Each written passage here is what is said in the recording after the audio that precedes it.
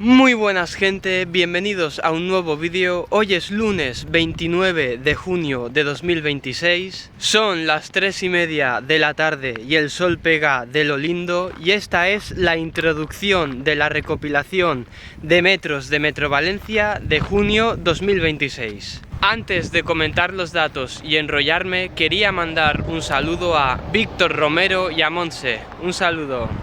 Comenzando por los datos, en esta recopilación hay un total de 50 tomas, todas ellas al aire libre. De esas 50 tomas hay una artística, que soy yo grabando el metro desde las vías, que queda muy chulo. 5 tomas son time lapses. Fui a apeaderos poco concurridos y estuve grabando durante unos minutos el apeadero en cuestión, vacío, sin gente, y está muy chulo, ¿sabéis? De hecho, en uno de los apeaderos fui por la tarde-noche y se ve como... Hostia, qué susto, he escuchado un ruido, habrá sido un conejo, perdón. En uno de los apeaderos fui por la tarde-noche y está muy chulo porque se ve como la luz del sol y la luz en general va disminuyendo, está muy chulo. 2 tomas son el tren circulando entre estaciones y 2 megafonías, y el resto son tomas del metro circulando. Además hay 2 grabaciones de audio del metro circulando por los túneles.